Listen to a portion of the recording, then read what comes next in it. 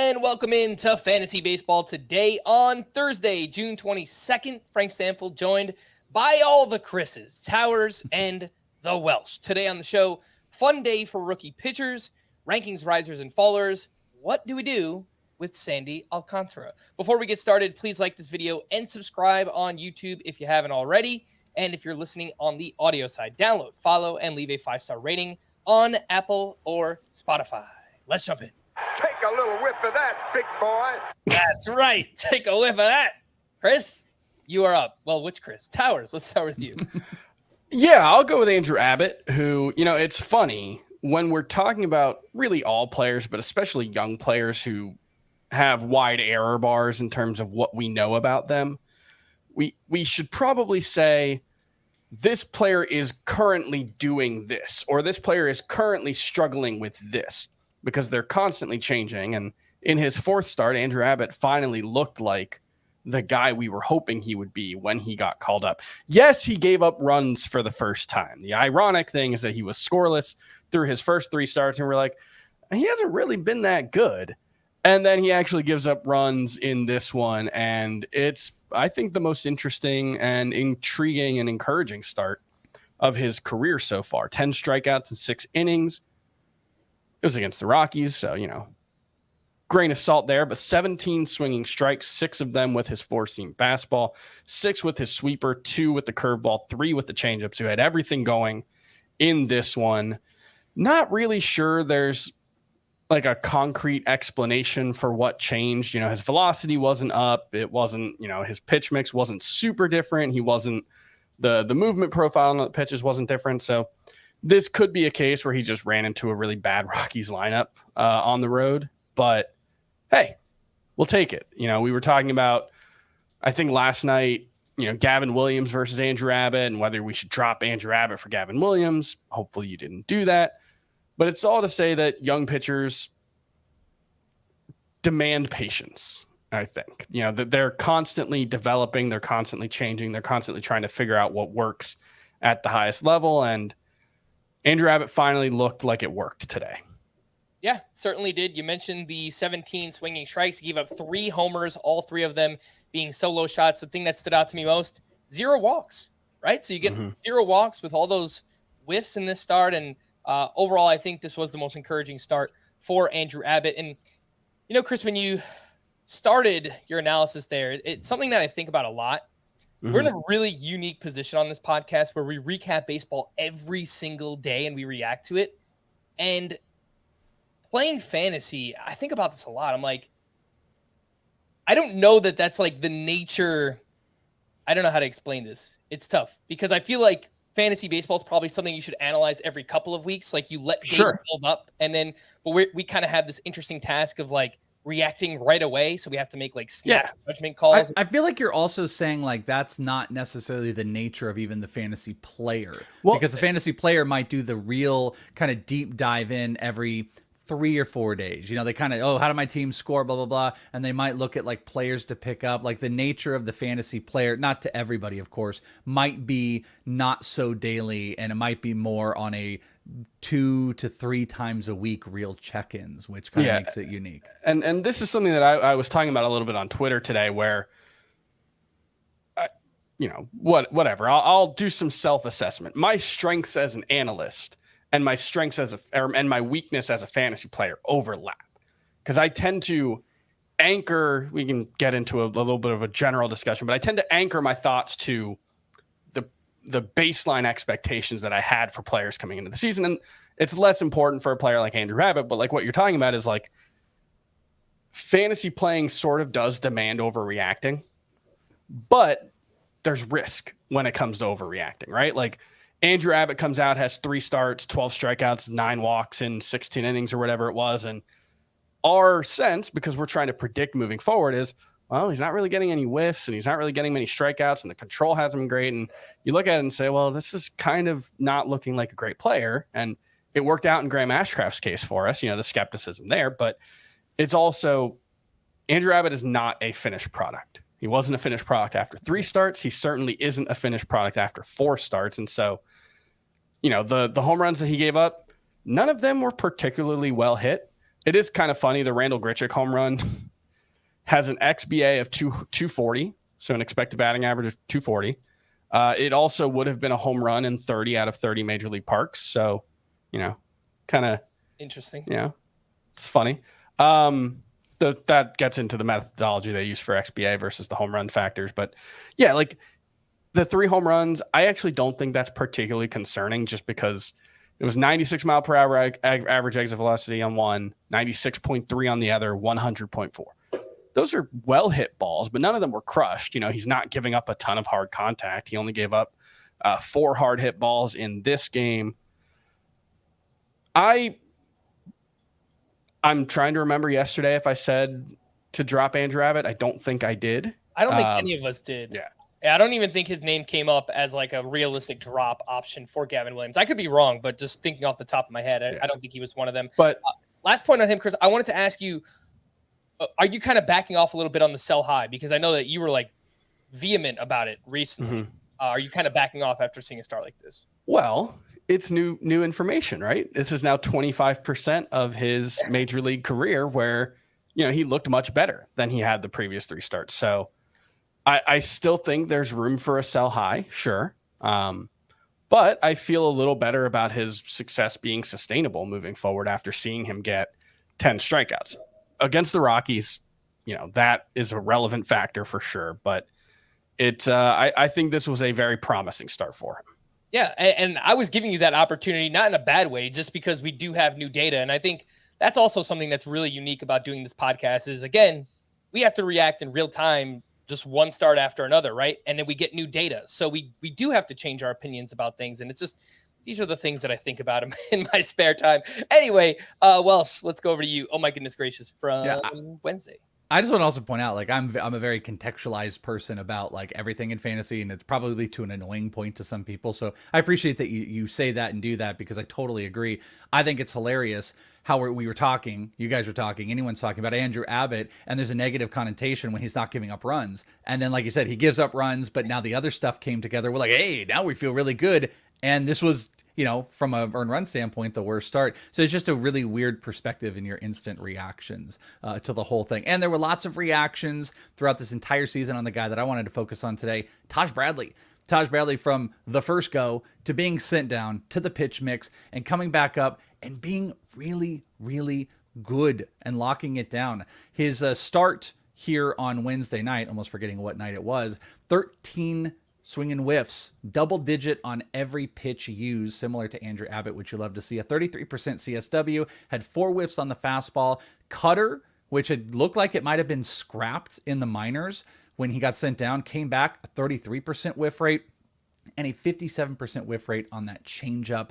He threw all those pitches. Whatever may have happened, they may have even talked to him about being more comfortable, because some of the stuff numbers look like the curveball was maybe the worst pitch, and it's back 23%. And the numbers are speaking for themselves. 95 percentile in K percentage on the year, 34.1 K percentage with an under 10% walk percentage on the year, an expected earn run average, which is almost a full run under. And if you look at, if you want to simply look at like qualifications of pitchers, not under qualified, but if you go to 40 pitches, 40 innings or more, Taj Bradley has the 3rd best Sierra in baseball at 3.08. Only Strider and Gossman have higher. And, the FIP is sitting at around a little over 2.5, xFIP around 2.8. Those are some pretty solid numbers overall with big strikeout numbers, and he just continues to do it. And I'm really encouraged with the pitch mix revamp, where we get to see the guy we saw at the beginning of the year, not the guy that got sent down to the minors, got beat up, was getting his pitches kind of screwed with. He's back to finding his comfortable level, and I think he's back to just being in that elite rookie pitcher level right now. And he has been sneaky good. And, he didn't have the 17 swinging whiffs like Andrew Abbott, but it's something we need to continue paying attention to, because he is in the elite echelon of these rookie pitchers this year, and he's maintaining and sustaining. And that gets me very excited. And I've been pretty hard on Taj Bradley recently too. I know Scott and I talked about him last week. I think that was the start. He had 11 strikeouts against the Oakland A's, and I was like, yeah, but he didn't go 5 innings. So what I will say is, like Andrew Abbott, what I love about this start, 0 walks. Walks have been an issue for Taj Bradley since coming back from the minors. He had 3 or more walks in each of his previous 3 starts before this. And if you look at just the overall picture since being recalled, 6 starts. Before this one, a 4.55 ERA and a 1.52 WHIP. He gets a lot of strikeouts, but he also has been walking a lot and giving up a lot of hard contact. This was his, best start since getting called back up. It might be his best start of the season. It's actually the first quality start of his career. So there's good and some bad. But if he can limit the walks, then I do think that, there's a really, really talented pitcher here in Taj Bradley. And I was just going to ask, again, I feel like we do this all the time, but just trying to figure out where he ranks among the rookie pitchers. And kind of where I settled on it was Hunter Brown, Bobby Miller, Yuri Perez. Those 3 are ahead of Taj Bradley. And then I kind of feel like Taj, Kodai Senga, and Bryce Miller are all in a similar range. What do you guys think? I mean, Yuri Perez is in. I wrote about this. We talked about it yesterday, but I wrote about this for the trade values chart today. And he's kind of an impossible player to value because right now, Yuri Perez might be a top 36 pitcher, but you can't rank him that way because, as we talked about yesterday, he might only have 9 starts left. But those starts, I think he might be the best rookie pitcher on a per start basis. It's just we know there's a clear limit on how much we're going to get from Yuri Perez the rest of the way. So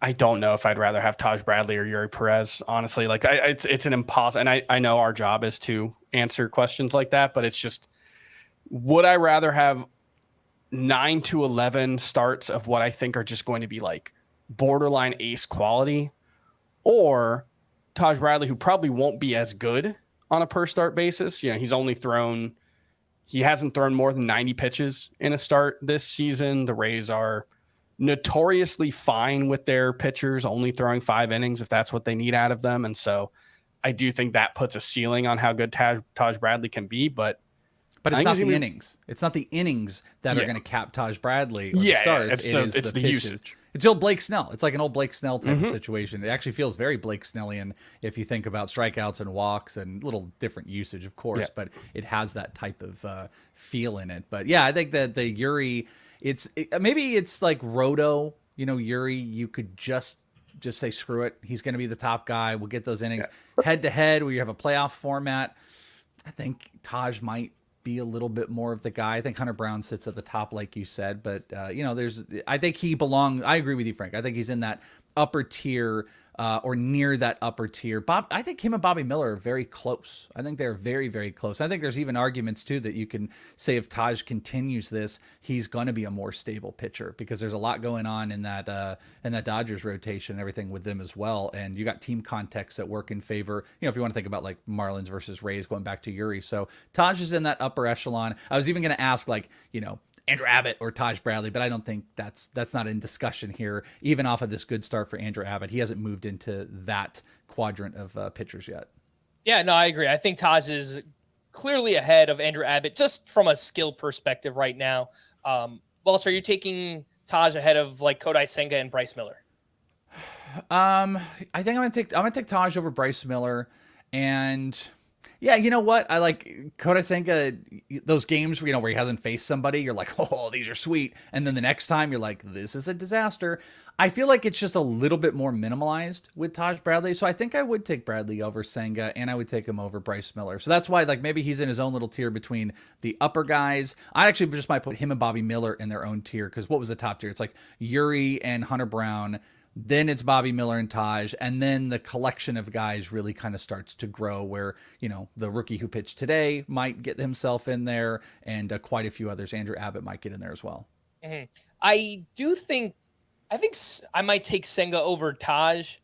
They're really similar. They both struggle with control, but I feel like Senga won't be as limited just on a per start basis. They let him throw around 100 pitches per start. So it's close between those two, but we're picking nits at that point. Hairs. Oh my goodness gracious. For me, I want to highlight Justin Turner. I feel like we haven't talked about him all season, and this guy has just been very low key crushing it for the Boston Red Sox. He went 2 for 4 with a sock and a shoe on Wednesday, his 11th home run, his 4th steal of the season.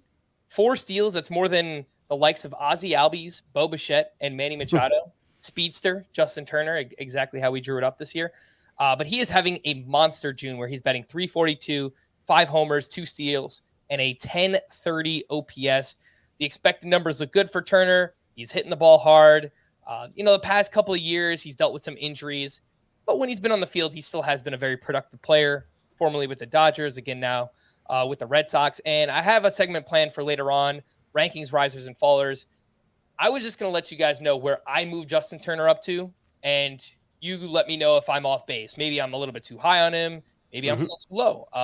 I moved Turner up to my 12th ranked first baseman, and I moved him up to 15 at third base. So he's like a low-end starter at both positions, regardless of format. That is pretty close to where I have him, 15 at both.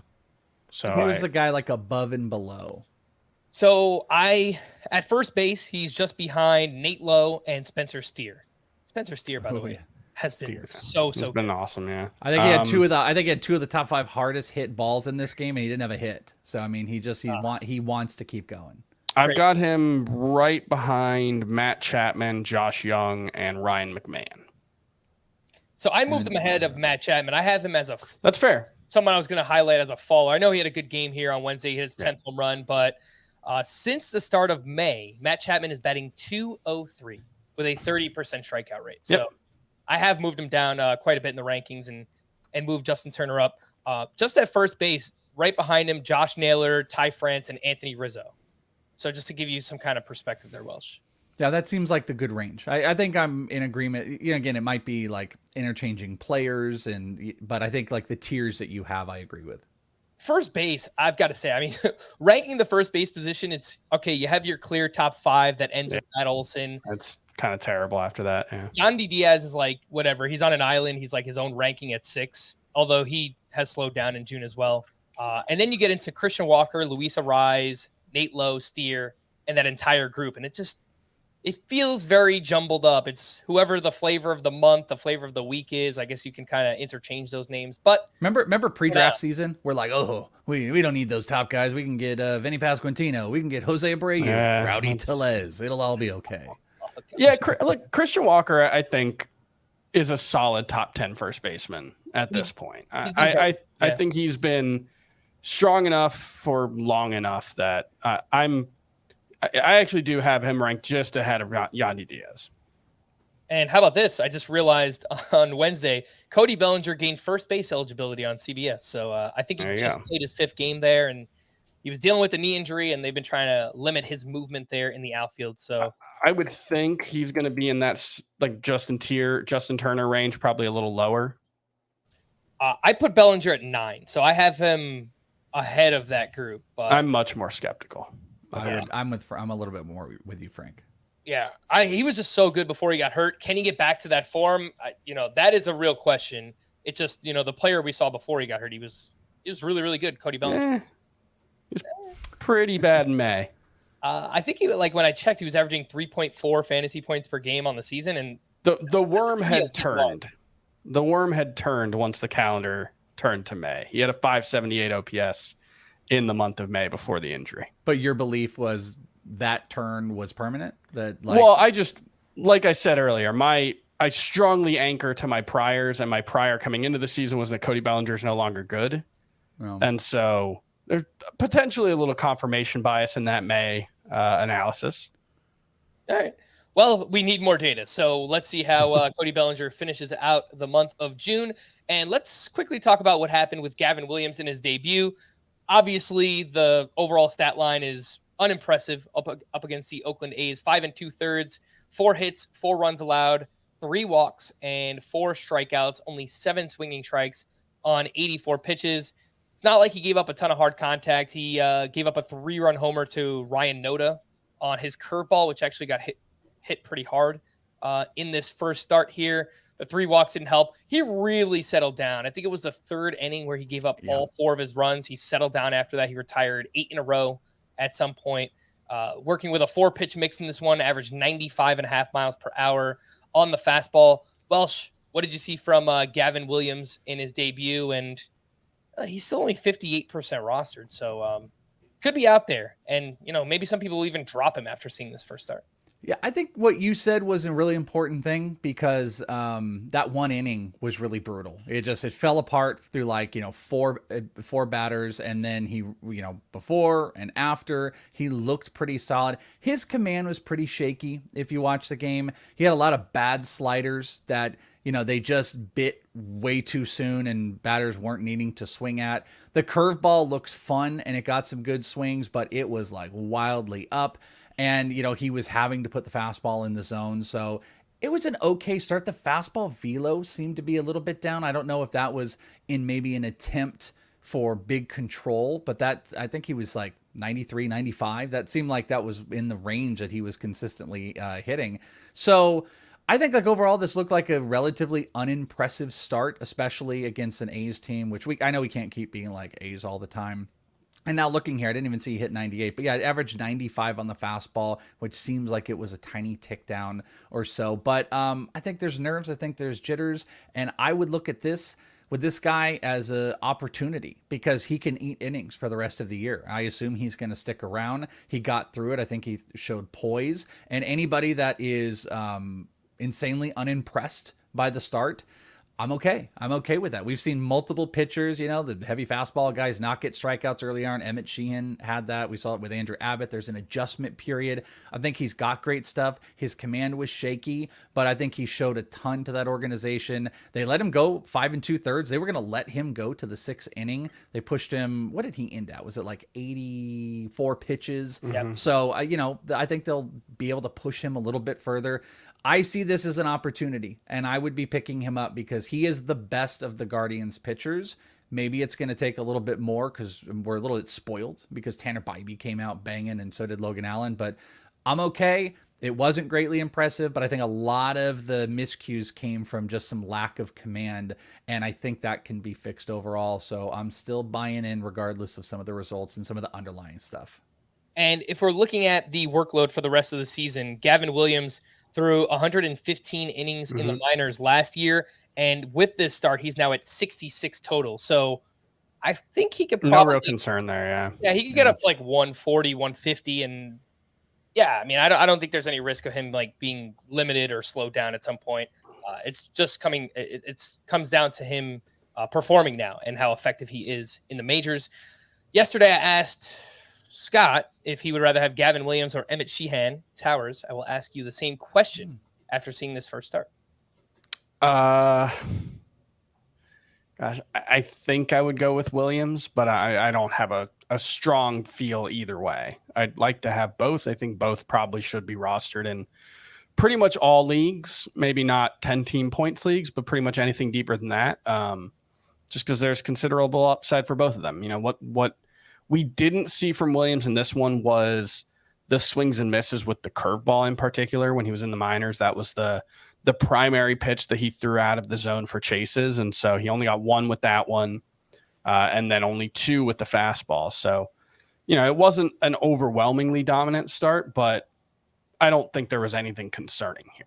And I think also you saw, I think he knew he didn't have that. He didn't have that curve. I mean, he threw some nasty, bad-looking curveballs, and I think he knew he didn't have it because this was, God, I'm trying to remember. I want to say this is at least 4 or 5% at least less than his last start as far as the curveball usage, and it was weighted a little bit more heavy curveball, slider, fastball. So I think this was also a pitcher showing when he didn't have the pitch, having to readjust. And like I said, it was one bad inning. I see this as opportunity. I understand all those things, and I would go with Gavin Williams over Sheehan rest of season. Yeah, you look at the pitch chart, and fastball missed up arm side quite a bit, and then curveball, yeah, he didn't really have command of it. But one thing that I do like is in the minors, he pretty much he threw his slider in the strike zone a lot. It was like 60% or 55% or something really high, and generated a lot of weak contact with that. And this one, 4 balls in play, 81 mile per hour average exit velocity. So that does seem like it could be a really good pitch for him, even when he's not getting whiffs. You also got to love 26 mile per hour difference between the lowest pitch and the highest pitch. 72 was the lowest curveball. 98 was the highest fastball. That is going to keep batters very honest when that curveball is working. Again, that is Gavin Williams in his debut. Let's take our first break, and when we return, Sandy Alcantara. What's the latest? We'll talk about it here on Fantasy Baseball Today. They say patience is a virtue, but for some things, we can't wait.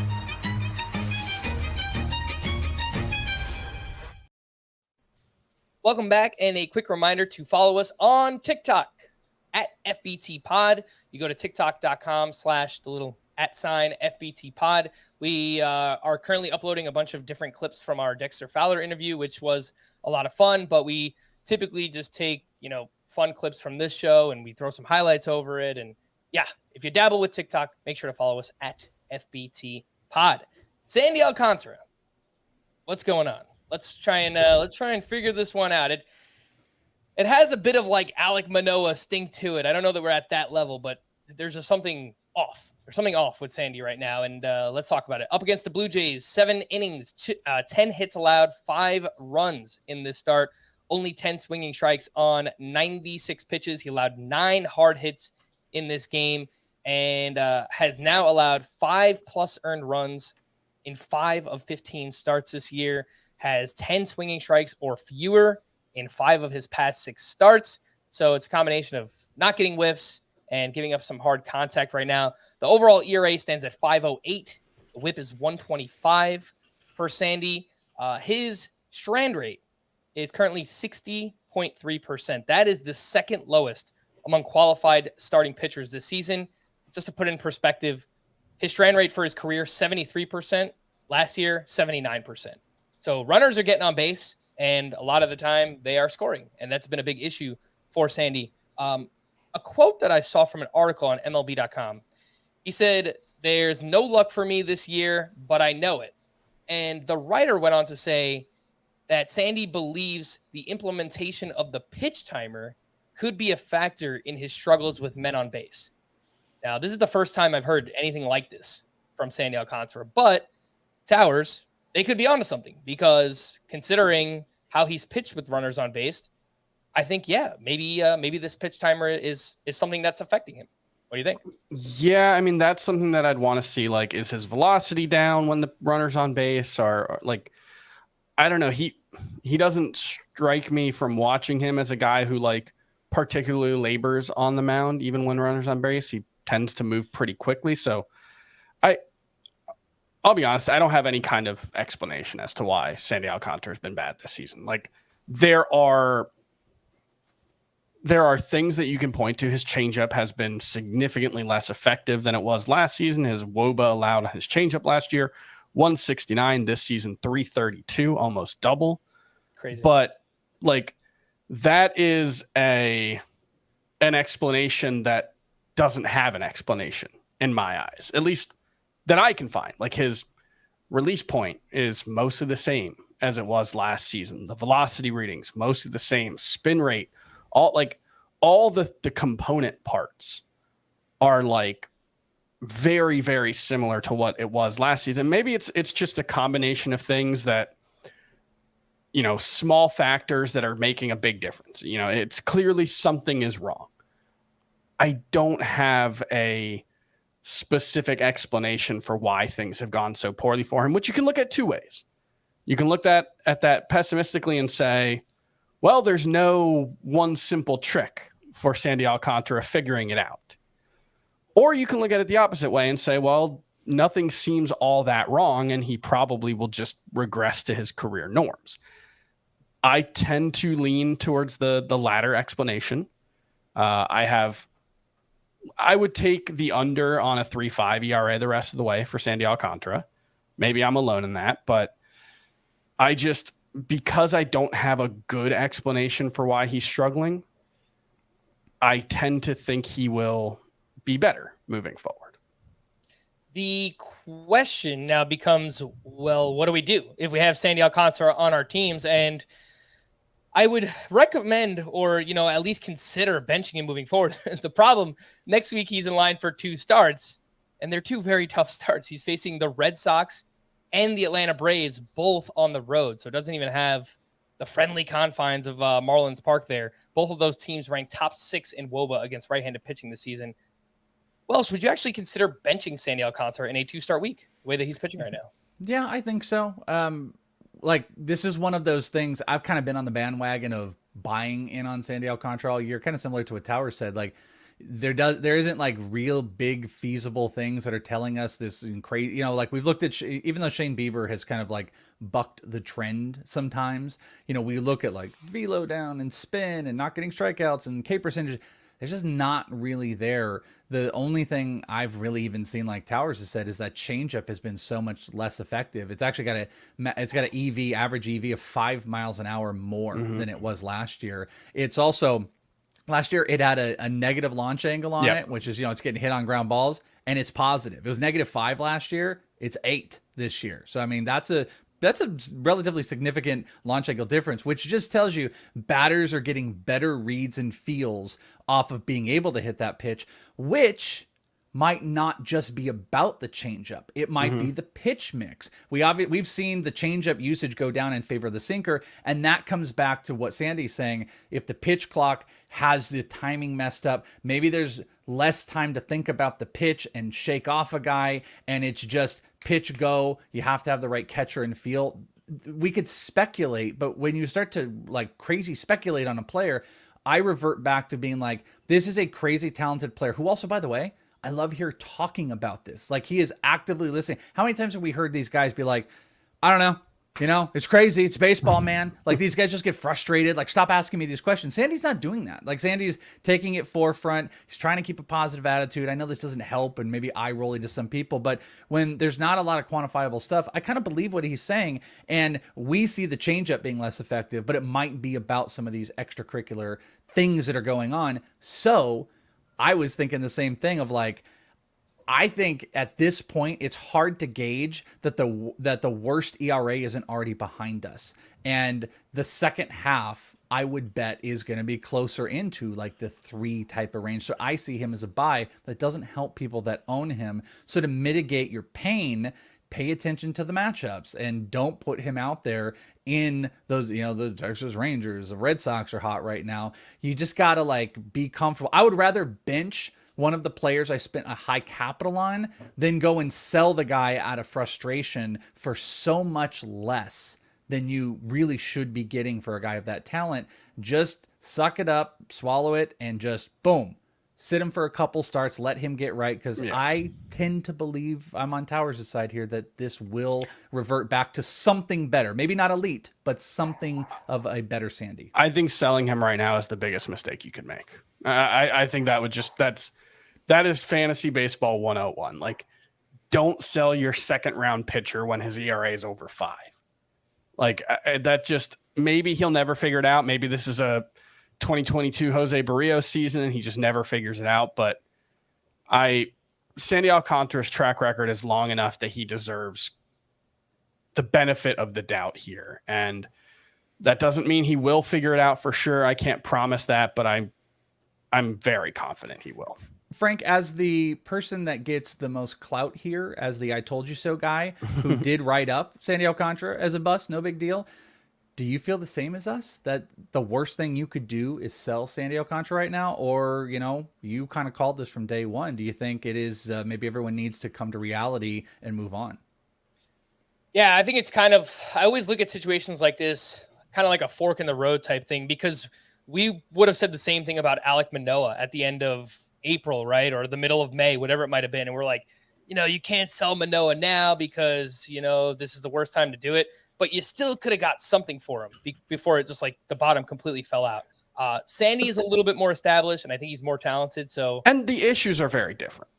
Like, Manoah was walking everyone. That's true. Manoah wasn't doing really anything well. Sandy, he's not pitching super well, but like, I'm pretty sure his FIP and xERA and stuff are still like around 4 rather than 5. Yeah, his FIP is 377. So like, it's been bad. It's been frustrating, and I don't want to downplay that, because I know a lot of when people complain about a player like Sandy Alcantara to us, a lot of it is just they want their complaints heard. They want to vent about their frustrations, and I understand that. And I don't mean to downplay or diminish your pain.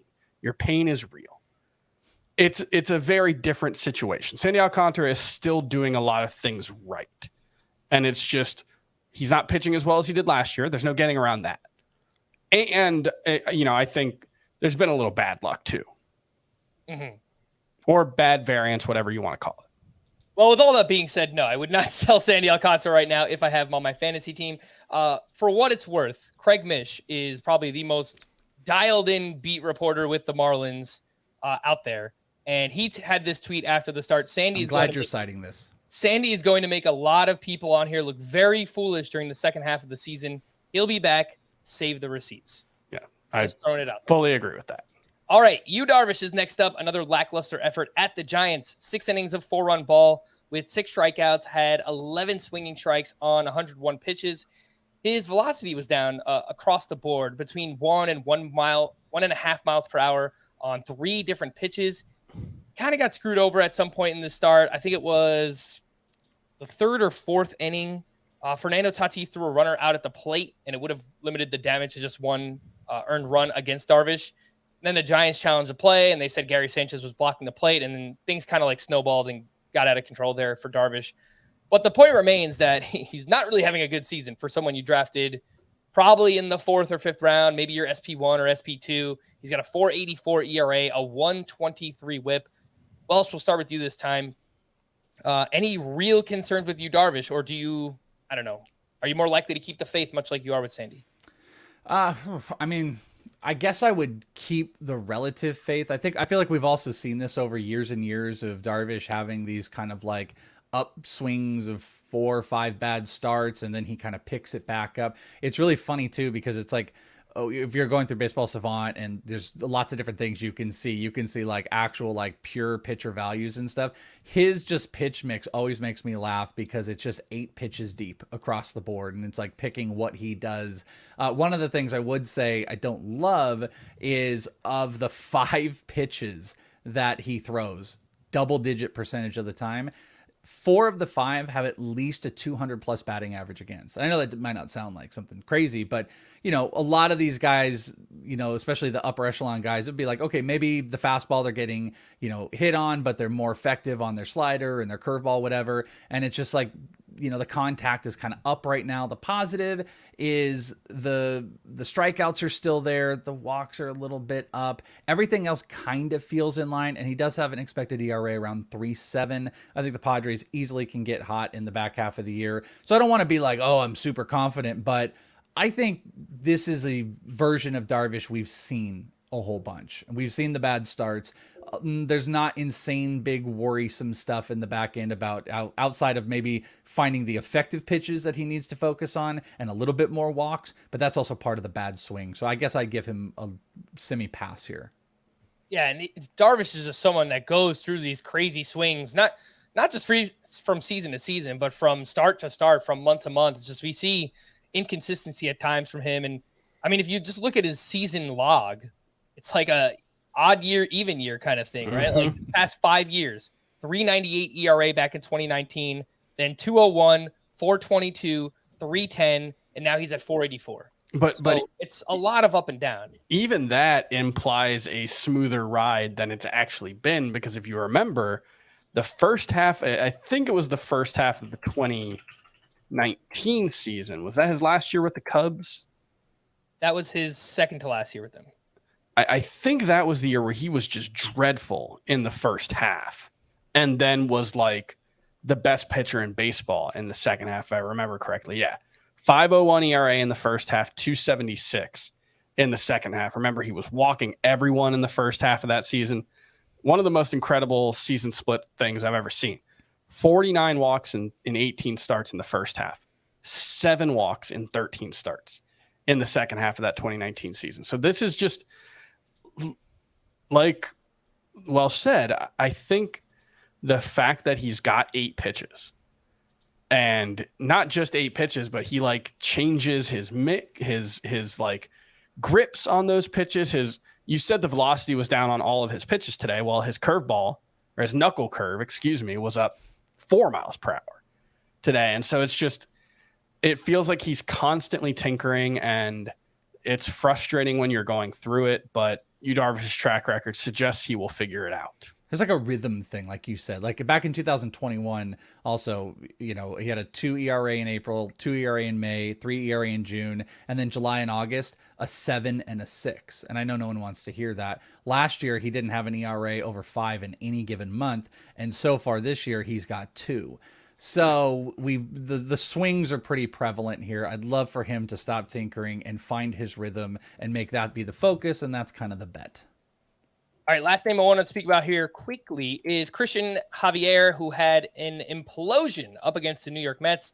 2 1/3 innings, 4 runs allowed, 5 walks to 1 strikeout. Very clearly did not have much working for him in this outing. He has a total of 5 strikeouts over his last 3 starts, 2, 2, and 1, which is very clearly not what we were expecting from Christian Javier this season. He still has a 3.25 ERA and a 1.12 WHIP, but he's now below a strikeout per inning on the year. Fastball velocity is down like 1.2 miles per hour compared to last season. There was some discussion on, where to rank Christian Javier on Twitter. Scott and I have him. I think all 3 of us, Chris, have him as a top 20 starting pitcher. Saris was saying how he's going to drop him down to like near the outside the 40. Yeah. So wow. He's a very polarizing pitcher right now. Towers, what's the latest here on Christian Javier? What are your thoughts? Yeah, I did move him down today, actually. I would say during this start was when I was updating my rankings. He's down to 26 at starting pitcher for me and Roto. And part of it was some stuff that, Saris pointed out that I hadn't really been paying attention to, which was the velocity's down, but also the shape of his fastball is down. And he's one of those guys who really, really relied on a very, very good fastball last season. Obviously, the slider's his best pitch, but when you throw a fastball 60% of the time, that's got to be a really good pitch to survive that way. And, he's lost spin, he's lost velocity on the pitch, the movement profile, he's getting a little bit less ride on the pitch, and all of a sudden, it's finding barrels a bit more often. And the whiff rate is not far off from where it was, but he's getting hit harder with the pitch. 90.2 mile per hour average exit velocity, launch angles down. I think in this instance, it's probably, my hypothesis would be that he's generating fewer poorly hit balls, I guess would be the way I would say it. Like the launch angle is only slightly lower, but it's probably tighter, more line drives, fewer pop-ups, fewer fly balls. And so there are definite concerns here. The slider's also not been as effective as it was last season. I think that's probably more about the fastball if I had to guess. But yeah, he doesn't look like the same guy. And what he did last year, it was a very narrow tightrope to walk because he was elite on quality of contact and obviously a ton of strikeouts, and that helped overcome some concerns about the workload. It helped overcome some concerns about his control. He doesn't look right now. I'm certainly more concerned about Christian Javier than I am either Yu Darvish or Sandy Alcantara. One thing I wanted to add. Oh, sorry. Go ahead, Welsh. I just wanted to say the only quick add was exactly what Towers was going with, was with the slider, because the slider in general, if you look at like the zone chart, he really painted edges last year, and the dark red heat map is dead center of the strike zone. That slider is hitting dead center in there a lot more. Plus, there's 3 inches less horizontal movement on the slider than it was last year, which, the 15 last year rated it out really well. And it's a lot less effective. I mean, that's 3 inches less movement. It's getting hit harder inside the zone. It might be like Sandy. It might be about the fastball, not so much the slider, but the slider's also losing some actual movement too. So it's weird because, like, as Scott was making the argument, there's still a lot of like actual fantasy things that work in his favor outside of a lot of the underlying stuff. But as a 2-pitch pitcher, you just feel the volatility with a guy like this more, especially was one off. Like we all experience Patrick Corbin in our fantasy lives, and we're all like, oh, good. Like when one thing doesn't work, these guys aren't all Spencer Strider. There's one specific there's a DeGrom and a Strider, and then there's the rest of the group. When something doesn't go right, there's not enough to lean on. How polar opposite are Javier and Darvish, by the way. It's like there's 36 pitches over here and there's 2 over here. So it's a weird, it feels scarier. That was the last point that I was going to make too, is a reminder about 2-pitch pitchers, right? Where if you don't have one pitch working, it's gonna be rough. It's gonna be tough. So we focus on that a lot, and I feel like people might hear it as this guy can't be good because he only has 2 pitches, and that's not what it is. Clearly, you can be. Spencer Strider, pretty good pitcher, to name one. It's just your margin for error might be a little slimmer because you don't have. This was my concern with, like you mentioned, Patrick Corbin. He got so slider heavy, and it was like, well, all right, this works. What if it stops working? Is there any counter left? And maybe Christian Javier can just throw his slider more, and that's the counter. But right now, all of his pitches look less effective. And I think there's legitimate reason to be worried. One other pitcher that is dropping down the rankings, which I will just quickly mention, is Sonny Gray, who continues his run of mediocrity. He was facing the Red Sox. He allowed 3 runs over 5 innings pitched. And over his last 7 starts, he has a 4.04 ERA and a 157 whip. Lots of walks, lots of hits during that time. The swinging strike rate is way down. So I haven't updated the pitcher rankings yet. I'm going to work on that Thursday. But Sonny Gray is someone who will drop outside of the top 40, probably closer to the top 50 range at starting pitcher. Let's take our final break. And when we return, I've got some news, some waiver wire options. We'll do all of that right after this. Someone hunted a hunter. This is the work of a serial killer. Pickett thinks he can do a cop's job. Drop your weapon. Stand down. No one trusts a lone man in the wild. Joe Pickett Season 2 is now streaming on Paramount Plus. Use promo code Pickett for 1 month free trial. Credit card required. Terms apply. Welcome back. Let's hit the news and notes and start with Carlos Rodon, who will make his next rehab start at AA Sunday after pitching well in his first outing on Tuesday. Braves manager Brian Snitker said Sean Murphy's hamstring felt better after running on Wednesday. Sounds like he could be back Thursday with the Braves. Bo Bichette was scratched from the lineup with left thumb discomfort. The x-rays on Dansby Swanson's right wrist came back negative, but he was out of the lineup Wednesday. Emmett Sheehan's next start will come Friday at home against the Astros. Tim Anderson has missed 4 straight with right shoulder soreness. Jordan Walker was out of the lineup with an illness on Wednesday. Kenta Maeda will return to start Friday against the Tigers and is 29% rostered. If you play in a deeper league and you want to take a shot on a veteran pitcher, that is Kenta Maeda. Andrew McCutchen was out of the lineup due to a sore right elbow. Logan O'Hoppe began lightly throwing on Wednesday. He's been out since April after having surgery on his non-throwing shoulder. That was one I was watching the game, and the broadcasters mentioned the quote was something like, I think we're going to see him this season. One of the other ones was like, yeah, I'd bet 100% I'd bet on that. And he's apparently aiming for an August return. It felt like a mistake too. When they said that, it was almost like, do you guys know that it got hurt? Yeah, like, that was why I perked up. I was like, wait, that was surprising. I thought it was done for the year. So yeah, good to hear. Yeah, it's kind of I think it was a similar injury to Josh Young from last year. Mm-hmm. And Young had it in spring training. He returned to the minors by the end of the season and eventually the majors. So it is possible. But we'll keep tabs on Logan O'Hoppe. Lamont Wade was sent for an MRI after being scratched Tuesday due to right side soreness, and he said he's hoping to return to the lineup Thursday. So hopefully not too bad for him. DJ LeMahieu has now sat out 3 straight as he tries to make adjustments amidst a very long slump. Vinny Pasquantino underwent surgery Wednesday to repair the torn labrum in his right shoulder. Gio Urshela does not need surgery to repair his fractured pelvis, which sounds brutal. I'm so sorry, Gio Urshela. But he will miss the remainder of the season.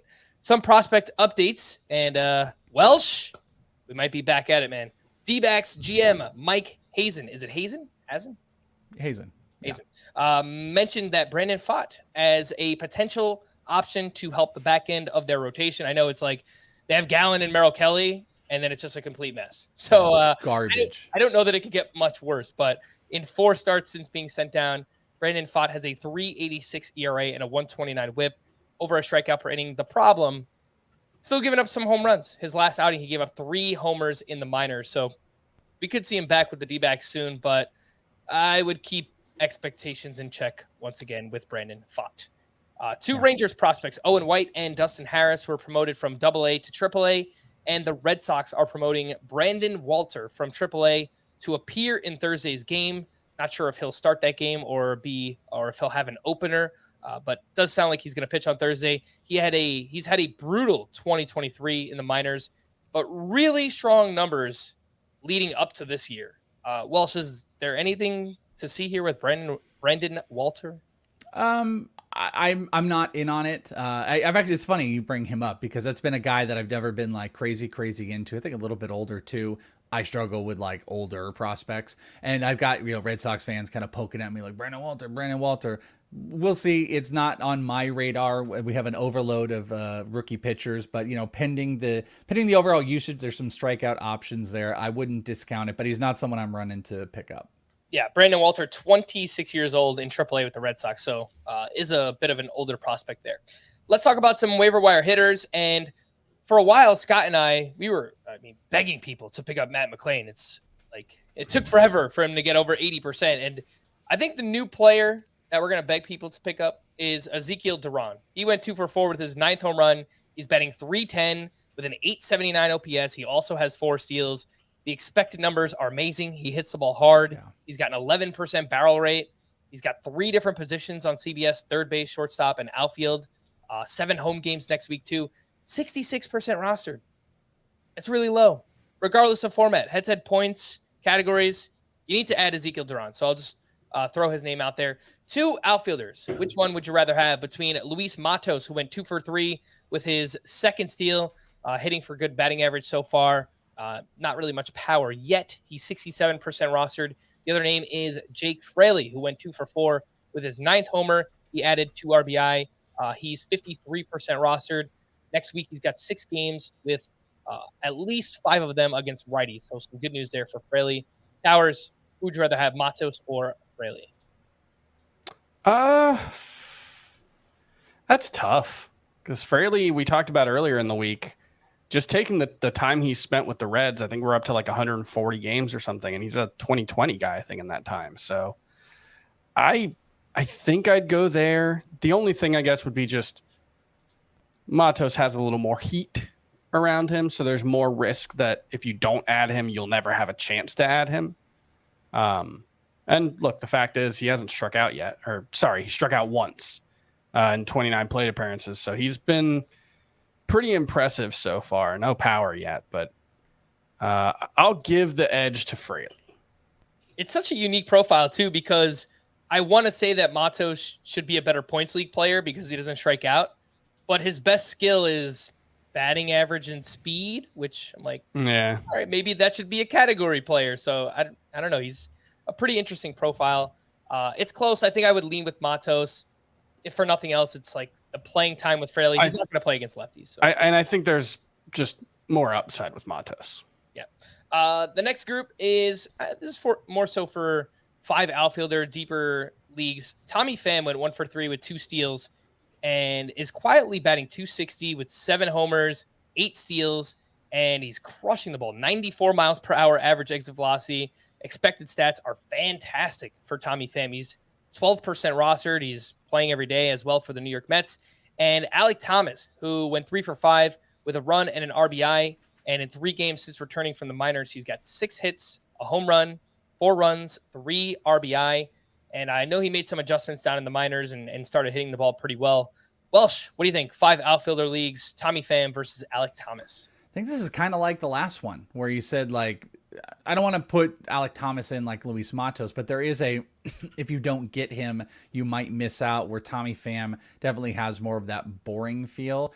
So I guess if like I'm encouraged, the thing that I think we talked about a decent amount here was like, holy God, that underlying stuff. When you look at the Baseball Savant page of Alec Thomas, you would have thought he was exponentially better than he was, and he wasn't doing anything with it. Now it's starting to click. I mean, hits in both of these last games, RBIs, you got a homer in there. This is exactly what you've wanted out of him on a team that's running hot, and we also know he's going to run. Tommy Pham is the floor play.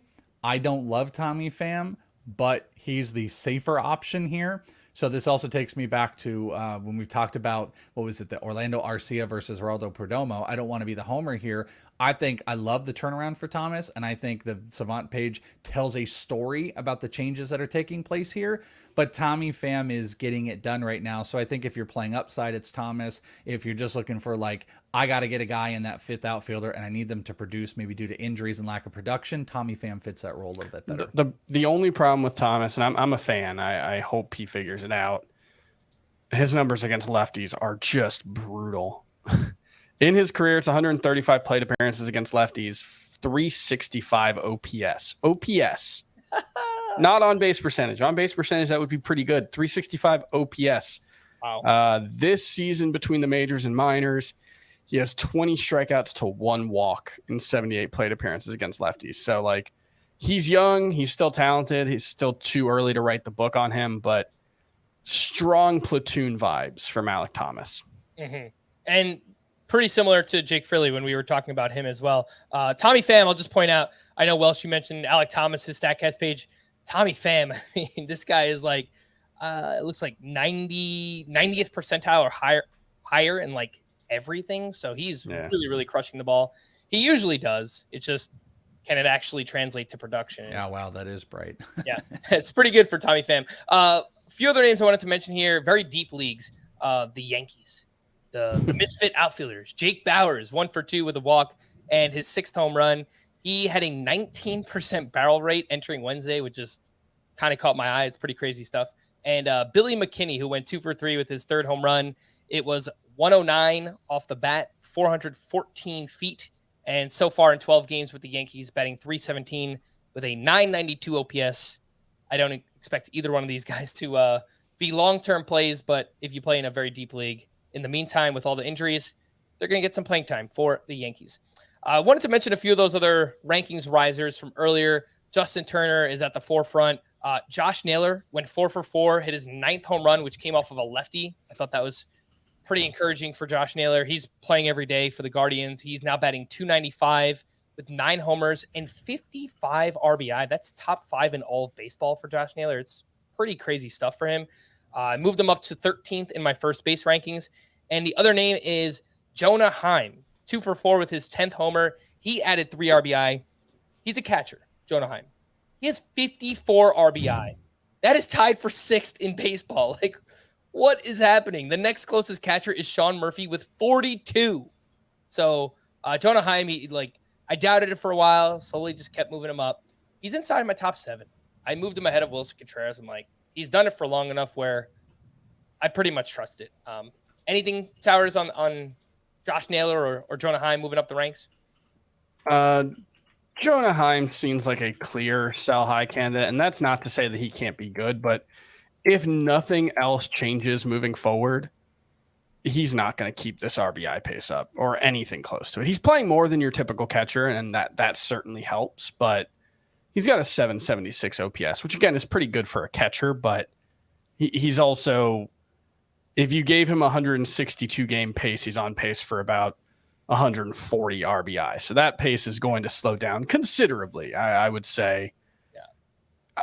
If he had fewer than 30 RBI the rest of the season and was still a good hitter, that wouldn't shock me. So there's going to be some slowdown there, but obviously you starting him as a catcher. I didn't realize how good Josh Naylor's been since like the start of May. He's basically been like a 900 OPS bat since the start of May. He's been pretty impressive. Yeah, he's been awesome. And shout out to his brother, Bo Naylor, got his first career hit on Wednesday. And Josh Naylor was way more excited than Bo. He's there like freaking out on the bench. You love to see it. It was great. I'll tell you too, little side note, they're going to be the most prolific fantasy baseball heritage of a team. As today I was at the MLB Draft Combine, and they have a younger brother who might be more talented than both of them, named Miles. And he was out there just cranking 107, as like I think it's 17 years old, 18 years old. EV's out there. And there's another Naylor that's coming to baseball soon. So what a family. Wow, crazy stuff there. All right. Wanted to mention quickly, Matt Chapman. He's someone who's falling in the rankings. I mentioned earlier, since the start of May, he's really, really slowed down. I dropped him down to 17th in my third base rankings. A few waiver wire pitchers.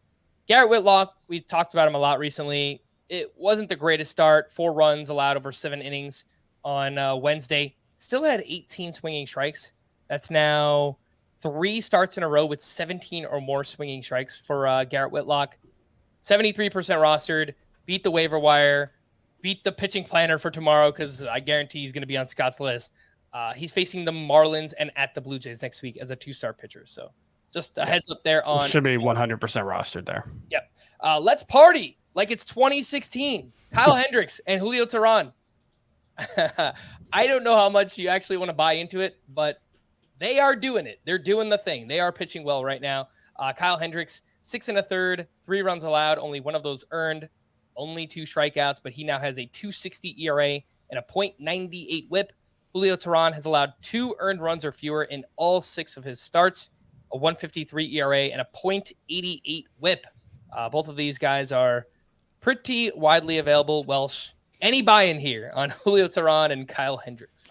Maybe. I want Julio Teheran to be a thing, but then you look at like a 7% swinging strike percentage, and you're like, I don't think so. These are streamy guys. I might play them up against matchups. Julio Teheran has been playing good. That's going to probably change soon. Kyle Hendricks, maybe, I don't know, a little bit more viable as a trustworthy option, but not much for me outside of streaming for these guys. Last season, Julio Teheran with Los Toros de Tijuana had a 4.88 ERA. This is incredible. I have no idea. I have a strong inclination to believe it's not sustainable whatsoever. But it sure is fun. As for Hendricks, he's got a long track record when he's right of outperforming his peripherals and making fantasy analysts look dumb. I'm skeptical that he's back to being that guy. His peripherals are even worse than they were at those times, but I have a little more faith in it than Teheran. Yeah, we can't completely discount the possibility of Kyle Hendricks making us look foolish for at least one more season here. And Towers, you mentioned the Los Todos. So we're going to need to know some elevation numbers because it probably wasn't a great pitching environment for Julio Teheran. Tijuana is right next to San Diego, right? So I would imagine that's like sea level. It's right on the beach. So I would imagine that's it's right across the border from San Diego. So I feel like that was probably a decent place to pitch. All right. Well, Julio Teheran, if you're listening, I tried, man. I tried to give you the benefit of the doubt there. Few bullpen updates. Let's wrap up with the Blue Jays. Jordan Romano, he allowed 2 base runners, but struck out 2 for his 22nd save. For the Reds, Alexis Diaz was unavailable. Oh, I didn't even mention. The Reds have won 11 in a row. What is going on? I had the year. This is their longest winning streak since 1957. I just completely missed a whole section of the rundown here. I'm just realizing. I didn't even talk about Shohei Ohtani, who had an amazing start, 7 innings, 1 run, 12 strikeouts. And he must have heard me last week when I was talking about how mediocre his pitching has been recently. But there you go. If you're listening at the 103 mark on the show, there you go. You get my analysis of Shohei Ohtani. Anyway, back to the Reds. Alexis Diaz was unavailable. Buck Farmer picked up his 2nd save for the Astros. Ryan Presley picked up his 14th save for the D-backs. Scott McGough fired 2 perfect innings with 4 strikeouts for his 4th save. And I think they're probably still going to mix and match, but McGough looks very clearly like their best option right now. Welsh, you have a feel there for the Arizona bullpen? I just want to point out, we could make a mashup clip of how many times I've been on here on a Wednesday, and you have been like, Andrew Chafin clearly looks like the option. Miguel Castro clearly looks like there is, and I'm not picking on you, there is no clear option in Arizona. Their bullpen stinks. They run hot hands. They run multiple guys out there, and there's a reason that you're saying this, is these guys get hot, they run them out, and then they get blown up. McGough has been inconsistent. I don't believe he's the guy. If the Diamondbacks are going to be smart, the guy who's going to lead them in saves is not on this team right now, and they need to make a change and a move soon. But, hey, write it out with McGough. He will be the guy until they go to Chafin, and then Chafin is going to get a run. Lavello's crazy about that stuff. All right, for the Nationals, Kyle Finnegan recorded 4 outs across the 7th and 8th innings. Hunter Harvey then picked up his 4th save, and I'm here to tell you that Kyle Finnegan could be dropped. He does not have a save since May 27th. I dropped him in like my 15-team leagues where I had him. So if I'm dropping him there, I think you could pretty much drop Kyle Finnegan anywhere. For the Yankees, Michael King got the final out of the 8th with a 3-run lead. He then started the 9th inning. He gave up a walk and a hit. He was pulled for Tommy Canley, who then picked up his first save of the season. For the Guardians, Emmanuel Clase got his 22nd. For the Twins, Yohan Duran entered in the 8th with a 1-run lead. He gave up an RBI double to Tristan Casas and then pitched a scoreless 9th inning. And then for the Dodgers, Evan Phillips picked up his 9th save of the season. To stream or not to stream, let's start with Thursday. And Thursday was good. We mentioned this yesterday. Logan Allen against the A's. Braxton Garrett against the Pirates. Yep. JP Sears at the Guardians. I'm down. And Brian, woo, at the Yankees. You got to get a Nature Boy drop, right? That is a very, we do need one. I think you did a good. Towers, do you have a Nature Boy woo? Woo! Ooh, okay, now mine. Woo! All right, spicy. I like pretty good. I thought about getting one, but I'm like, I don't know. That seems like one where I could get hit with something. I'm like, I don't know. I don't think I want to mess with Ric Flair. Oh, like it's a what is it? Buffer, the Let's Get Ready to Rumble, like that copyright type of thing. Yeah. Like I don't. I love Ric Flair, but like I also don't want to get sued by Ric Flair, so I'm just gonna leave it there. I wouldn't either. Let's look at Friday, to stream or not to stream, and you've got some options here. I think Smith Shawver at the Reds.